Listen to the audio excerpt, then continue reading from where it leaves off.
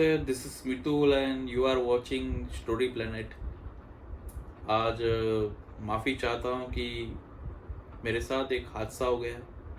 जिस तरह आप देख रहे हैं कि मेरे हाथ में पट्टा लगाया गया है। दरअसल एक छोटा सा एक्सीडेंट हो गया मेरे साथ और 2 दिन पहले ये हादसा हुआ और उसी की वजह से ये चीज़ें जो है वो मेरे साथ हुई। दरअसल यहाँ पे छोटा सा क्रैक है हड्डी के अंदर और उसी की वजह से मुझे फ्रैक्चर हो गया। एक्सीडेंट में जो हुआ वो तो जो होना था वो हो गया, लेकिन एक्सीडेंट जो हुआ वो इस कदर हुआ कि जिसमें मैं बिल्कुल निर्दोष था, मेरी कोई गलती नहीं थी। या यूँ समझिए कि मैं अपने रास्ते पे था और किसी ने ज़बरदस्ती मुझे धकेल दिया, या यूँ कहे कि मेरे साथ एक अनहोनी हो गई। इस चीज़ में मैं आवाज़ भी नहीं उठा पाया क्योंकि उस टाइम पे मैं पूरा अनकॉन्शियस हो गया था। मुझे ये तक मालूम नहीं था कि मेरे साथ क्या हो गया, क्योंकि मैं सीधा गिर गया था। गाड़ी जो थी वो आगे आ गई और उसने तुरंत टर्न ले लिया, अचानक से टर्न लिया और उसके अंदर मेरी बाइक जो है वो पूरी तरह से उसके साथ टक्कर हो गई और उससे गिरने के वजह से सारा वजन जो है वो राइट हैंड साइड पे आ गया और राइट नेक पे मुझे चोट लग गई। अब आप सोचेंगे कि वैसे भी ये सब चीज़ें अभी बहुत ही कॉमन हो चुकी है, हर किसी के साथ ऐसी चीज़ें होना अभी बिल्कुल नॉर्मल है। रास्ते पे अभी निकलना ही एक बहुत बड़ी चुनौती है। आप अगर सुबह निकल दे और घर को शाम को घर पे आते हैं तो ये समझ लीजिए कि आप अपने मिशन में पास है, वरना ऐसी चीज़ें होना एक कॉमन सी बात हो चुकी है। और ताज्जुब की बात तो ये है कि उसी दिन मेरा बर्थडे था, जन्मदिन था मेरा, उसी दिन पे ये सब हुआ। खैर, हर मकसद यानी कि हर कोई जो चीज़ें हैं वो एक दूसरे के साथ निपटी हुई है। भगवान का शुक्रिया अदा करते हैं कि कोई बड़ी जान हानि नहीं हुई, इससे मैं बच गया, यही हम गुजारिश कर सकते हैं। फिलहाल के लिए ये बातें ज़रूरी नहीं है, लेकिन आज मैं एक पॉइंट पे बात करना चाहता हूँ। वो ये है कि आज के टाइम में यंगस्टर्स, खास यंगस्टर्स की बात करना चाहता हूँ। उसके बाद मैं आपको एक स्टोरी भी सुनाऊंगा जो कि दिल्ली में कुछ 10 साल पहले हुई थी ये चीज़, और ये बात सुनाना बेहद ज़रूरी है। आजकल यंगस्टर्स जो है वो इस तरह से गाड़ियाँ चलाते हैं, यानी उनके बाप का रोड है, यानी वो खुद ही अपने घर से लेके आए, और गाड़ी की जो तेज़ी है, गाड़ी की जो स्पीड है, वो किसी भी लिमिट या किसी भी तरह से ऐसा नहीं है कि उसके ऊपर कोई कंट्रोल है, उस गाड़ी की स्पीड पे कोई कंट्रोल रखा गया है। वो पूरी तरह से पागल हो जाते हैं। लड़कियों के सामने रौब झाड़ना हो या फिर कुछ ऐसा करके दिखाना है कि लोग उस चीज़ को अट्रैक्ट कर हो जाए, उनसे अट्रैक्ट होके उनकी और देखे, ऐसे सारे स्टंट करना, ये सब चीज़ें यंगस्टर्स जो कर रहे हैं उसके वजह से जो आसपास के लोगों को जो तकलीफ होती है उसका अंदाज़ा उन्हें ज़रा भी नहीं। हमारे देश में तकरीबन एक साल में ही 10 लाख से भी ज़्यादा लोग ऐसे हैं जो सिर्फ और सिर्फ एक्सीडेंट में उनकी डेथ हो जाती है। 10 lakh plus people are died in common accident, जिसका हम सब ने नाम दे दिया कॉमन। हम सबको ये चीज़ कॉमन लगती है। हर दिन में आपको अखबार या कहीं में भी आपको ये सुनने मिल जाएगा कि भाई इसका एक्सीडेंट हो गया, इसकी मौत हो गई, एक्सीडेंट में मौत हो गई, तो ये चीज़ें कॉमन हो गई। दरअसल ये कॉमन चीज़ आपके साथ कब ये कॉमन हो जाती है ये आपको कभी पता नहीं चलेगा। जब आपके साथ होता है तभी ये पता चलता है कि एक्सीडेंट क्या चीज़ है। खैर, यंगस्टर्स की बात हम कर रहे थे कि यंगस्टर आजकल किसी की भी नहीं सुनते। यहाँ पे एक पास ही में एक सोसाइटी है, वहाँ पे एक लड़के ने हाल ही में एक नई बाइक छुड़वाई थी, और उस नई बाइक लगभग 2 या 2.5 लाख की बाइक थी वो, और वो हाईवे से जा रहा था। पीछे से ट्रक वाले ने उसे हॉर्न दिया, लेकिन वो हटा नहीं, क्योंकि वो अपनी ही मस्ती में था। ट्रक वाले की स्पीड जो है वो उसकी स्पीड लिमिट में होती है, वो ज़्यादा तेज़ नहीं चला सकते क्योंकि हैवी लोड रहता है। और वो लड़का जो है वो पूरी रफ कट मार रहा था। जैसे ही उसने उस ट्रक वाले ने हॉर्न मारा तो वो थोड़ा सा उससे क्लोज था, लेकिन वो थोड़ा दूर से चला गया आगे। लेकिन आगे जाके वो एक ट्रक के साथ उसने जो कट मारनी चाहिए वो कट उसकी सक्सेस नहीं हुई, और वो ट्रक के नीचे उसकी बाइक आ गई। भगवान का शुक्र है कि वो साइड से निकल गया, लेकिन उसकी बाइक थी वो चकनाचूर हो गई। वो तो बच गया, लेकिन उसकी बाइक गई। लेकिन उसके लिए वो बाइक इम्पोर्टेंट थी, ठीक है। उसके लिए अपने माँ बाप वो सब इम्पोर्टेंट नहीं है, उसे बस यही सब अच्छा लगता है। तो ऐसे सब यंगस्टर्स की ऐसी छवि बन चुकी है। आखिर पुलिस वाले कितने चालान काटेंगे इस तरह की चीज़ों की, इस तरह के बेबुनियाद यानी कि बिल्कुल रफ केस। आप ये कह सकते हैं कि वो ठीक से बात भी नहीं करते अपने पेरेंट्स से, और इस तरह की चीज़ें करते हैं ये लोग।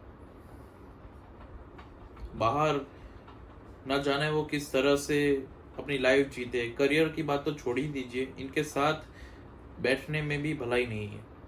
तो ऐसे सारे तत्वों से दूरी रहने में भलाई है, मैं तो यही कहता हूँ। लेकिन आपके इस करतूत से कितने लोगों की जानें जा सकती है ये आपको अंदाज़ा भी नहीं है।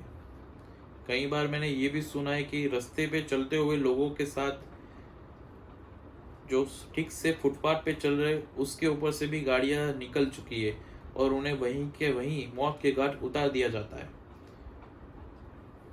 खैर, ऐसी चीज़ें बहुत सी होती है, लेकिन मेरे साथ जो ये हुआ उससे मैं एक चीज़ से बिल्कुल अवेयर हो गया, बिल्कुल श्योर हो गया कि आप अपनी लाइफ में बस एक चीज़ अपने दिमाग में रखिए। पहले आपके पास लाइसेंस होना बिल्कुल कंपलसरी है। लाइसेंस के बिना, माथे पे हेलमेट के बिना, जूता पहने बिना, और अपनी गाड़ी में ब्रेक्स और अपनी गाड़ी का जो मेंटेनेंस है अगर वो क्लियर नहीं है तो उसे क्लियर करवाइए। ब्रेक सही नहीं है तो ब्रेक पूरी तरीके से सही करवाइए। पीयूसी वगैरह ये सब कुछ इस चीज़ में कंपलसरी है। तो अगर ये सब चीज़ें नहीं है तो प्लीज़ ये पहले कीजिए, उसके बाद ही घर से बाहर निकलिए। दूसरी बात कि अगर आपका मेरे साथ जो हुआ है उसका मेन रीज़न जो था वो सिग्नल था। उस गाड़ी वाले ने, फोर्ड एंडेवर गाड़ी थी, वो ब्लैक कलर की कार थी। आई डोंट नो वो कौन था, कहाँ से था, उसकी नंबर प्लेट कहाँ की थी, आई डोंट नो। क्योंकि वो तेज़ी से आया और उसने पूरी तरह से राइट हैंड साइड कट ले लिया और मेरी बाइक उसके अंदर घुस गई। तो मैं वो जान नहीं पाया कि वो कहाँ का था और किस तरह का बंदा था वो। लेकिन उसने ना ही कोई सिग्नल दिखाया था, ना ही कोई ऐसी हाथ दिखाया था, या कुछ भी ऐसा सिम्टम्स या ऐसा कुछ भी निशानी नहीं दिखाई थी जिससे मुझे मालूम पड़े कि वो राइट जा रहा है। तो सबसे पहले आप अगर रास्ते में और आपको मुड़ना है तो प्लीज़ सिग्नल दिखाइए, क्योंकि ऐसी चीज़ें बहुत इम्पोर्टेंट है। अगर सिग्नल नहीं चल रहा है तो उसे रिपेयर करवाइए। कानूनी आपके साथ ये चालान भी काट सकते हैं पुलिस, या आप ध्यान में रखिए। कई बार मैंने ऐसे लोगों को देखा है जो दरवाज़ा खोल के जो गुटखा वगैरह खाते हैं वो चालू गाड़ी में दरवाज़ा खोलते हैं और फिर थूकते हैं। तो मैंने ऐसे कई लोगों को देखा है, उनको लगता है कि वो अच्छा काम कर रहे हैं, बहुत अच्छा काम कर रहे हैं, वो देश का बहुत स्वच्छ रखना चाहते हैं देश को इस तरह से। तो ये सब बातें अलग है, लेकिन ये एक इंजरी करने में माहिर है ये लोग, मतलब कि प्रोफेशनली एक्सीडेंट करने में ये लोग चूकने नहीं वाले हैं और चुकेंगे भी नहीं, क्योंकि सालाना 15 से 16 हज़ार एक्सीडेंट ऐसे होते हैं जो बिल्कुल छोटी सी बात पे हो जाते हैं, बिल्कुल छोटी सी बात पे। तो आप समझ सकते हैं कि ये नंबर्स कितने बड़े हैं। खैर, आज की स्टोरी पे आता हूँ मैं।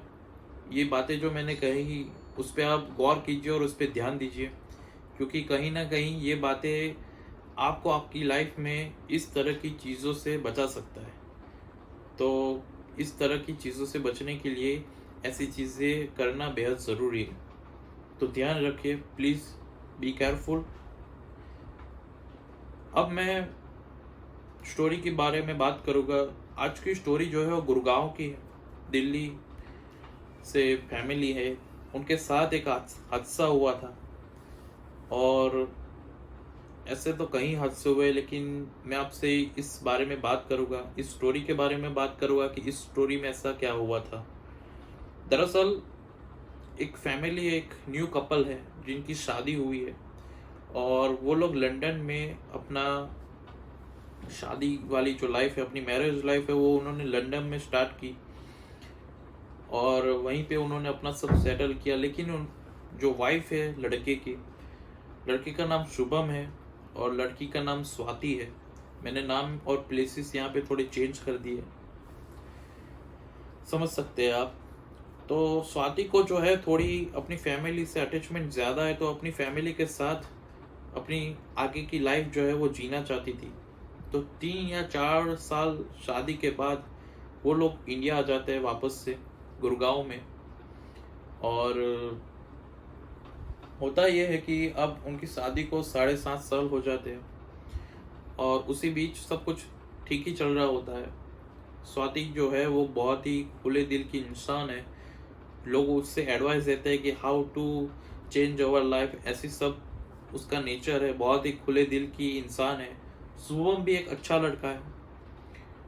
तो होता यह है कि स्वाति के फादर यानी शुभम के फादर इन लॉ जो है, उन्हें हार्ट में प्रॉब्लम होती है। तो वो हार्ट में उनका सर्जरी के लिए वो लोग अस्पताल के लिए गुड़गांव से दिल्ली जा रहे होते हैं।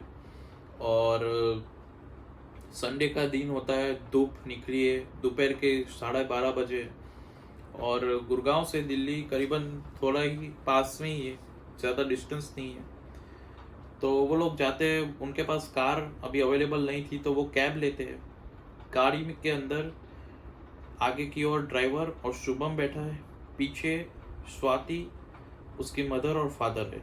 इस तरह से वो लोग जा रहे हैं दिल्ली हार्ट सर्जरी के लिए। और वहाँ पे क्या होता है कि एक जंक्शन है, यानी यूँ कह लीजिए कि 4 रास्ते जो है वो पड़ते हैं, चौराहा है पूरा, लेकिन वहाँ पे सिग्नल्स नहीं है। यानी कि हर कोई जो आता है वो एक अंडर एस्टिमेट से, यानी अंडरस्टैंड करके आता है कि वो नहीं आ रहा तो मैं यहाँ से निकल जाता हूँ। तो ऐसा अपने आप से समझ लेते हैं वो लोग। ऐसा एक चौराहा है पूरा 4 रास्तों का। अभी यहाँ सिग्नल तो है नहीं। तो क्या होता है कि वो वहाँ से कैब वाला जैसा ही वो क्रॉसिंग के लिए बढ़ता है, ठीक वहीं से BMW कार जो 150-160 की स्पीड में थी, अभी 100 प्लस स्पीड अगर कार की हो तो आप समझ सकते हैं कि ये स्पीड कितनी होगी। अगर आप खड़े होते हैं और आपके साइड से इतनी स्पीड से, इतनी रफ्तार से अगर कोई जाती है गाड़ी, तो आप खुद हिल जाओगे कि ये तो बहुत तेज़ है। हम कई बार देखते हैं किसी को तो गाली ही मुंह से निकल जाती है कि मरना है क्या इसको, इस तरह की चीज़ें। तो वो BMW आती है और उनकी कैब को, यानी जो टैक्सी थी, उसको पूरी तरह से रश कर जाती है, पूरी तरह से उसके ऊपर चढ़ जाती है गाड़ी। पूरा गाड़ी जो जिस जगह पे थी वहाँ से वो पलटी खा के करीबन 6 से 7 पलटी खा जाती है, क्योंकि वो 150 की स्पीड के ऊपर से था। अब BMW गाड़ी थी, एक मजबूत गाड़ी, तो उससे तो कुछ नहीं होगा। लेकिन जो कैब थी, जो टैक्सी थी, उसकी हालत जो थी, आपको देख के ही रोना आ जाए, क्योंकि हर जगह पे ब्लड पड़ा था। क्योंकि अंदर करीबन 5 लोग बैठे थे। टैक्सी ड्राइवर रविंद्र, शुभम के फादर इन लॉ, शुभम की मदर इन लॉ और खुद स्वाति, जो अब इस दुनिया में नहीं रहे एक्सेप्ट शुभम। शुभम जो है वो अपनी सर्जरी से, उसे भी सर्जरी करनी पड़ती है, उसे भी चोटें आती है, लेकिन वो बच जाता है। लेकिन शुभम ने आज अपने फादर इन लॉ और अपनी बीवी को हमेशा के लिए खो दिया, सिर्फ और सिर्फ एक लड़के के रश ड्राइवर से। और चौंकाने वाली बात यह है कि उस लड़के के पास ड्राइविंग लाइसेंस भी नहीं था, वो सिर्फ एक 17 एज का लड़का था। और उससे भी हैरानी की बात यह है कि वो दूसरे दिन एग्ज़ाम देता है अपनी, और 15 दिन तक उसकी एग्ज़ाम चलती है, तो वो हर एग्ज़ाम को अटेंड करता है। उसके बाद उसको कोर्ट में बुलाया जाता है और आधे ही दिन में वो बेल लेके छूट जाता है। इतने बड़े क्राइम करने के बाद भी शुभम जो है वो अपने आप को एक कैदी समझ रहा था कि जुर्म जो है वो शुभम ने किया है, उस लड़के ने नहीं। तो ऐसी चीजें कि शुभम आज ये सोच रहा है, वो जो लड़का है जो अपनी बीवी को और अपने सास ससुर को घुमा चुका है, कि काश वो 5 सेकंड के लिए अगर लेट होता, जहाँ पे वो नाश्ता करने के लिए रुके थे सुबह को, शायद उसने ज़्यादा नाश्ता कर लिया होता, शायद उसने एक पानी की बोतल मंगवा के पानी पीने के लिए ही 5 सेकंड अगर रुक जाते, तो आज शायद उसके फादर और मदर इन लॉ जिंदा होते और आज उसकी बीवी स्वाति भी जिंदा होती। दुख की बात यह है कि स्वाति 4 मंथ प्रेग्नेंट थी और ये केस आगे चलता गया और उसे कभी भी, उस लड़के को कभी भी किसी भी तरह की कैद नहीं हुई। आगे का केस मुझे नहीं मालूम कि उस लड़के के साथ क्या हुआ, लेकिन जहां तक मुझे मालूम है उस लड़के को उस टाइम तक कैद नहीं हुई थी। इसीलिए दोस्तों मैं कहता हूँ, इसीलिए मैंने शुरुआत में ही आपको सब कुछ चीज़ें जो है वो बताई कि प्लीज़ आप अवेयर हो जाइए। आप जितने भी यंग हो, कितने भी यंग क्यों ना हो, मैंने ऐसे यंग पीपल भी देखे हैं जो एक्सीडेंट में अपाहिज हो चुके हैं, जिनके पैर और हाथ भी चले गए, ऐसे भी लोग मैंने देखे हैं। मैं हाईवे से ट्रैवल करता हूँ, हर रोज़ ऑफिस जाता हूँ, तो मैं कई लोगों को देखता हूँ जो इतना रफ चलाते हैं, 4 व्हीलर भी इतनी रफ चलाते हैं कि मानो उनके बाप की शादी में जा रहे हो। इस तरह से उनका घर पे कोई वेट क्यों ना कर रहा हो, ऐसे तेजी से जाते हैं। मतलब कि पूरा आपका मानसिक जो है वो हिल जाता है ऐसे लोगों को देख के कि क्या कर रहे हैं ये लोग। सोसाइटी में ऐसे लोगों को आजीवन कैद की सजाएं सुनानी ही चाहिए। या तो उनका लाइसेंस कैंसिल कीजिए, या तो उन्हें एग्जिस्ट ही मत कीजिए इस सोसाइटी के अंदर, क्योंकि वो रहने लायक नहीं है। क्योंकि उन्हें ना तो अपनी जान की परवाह है, ना ही दूसरों की जान की परवाह है।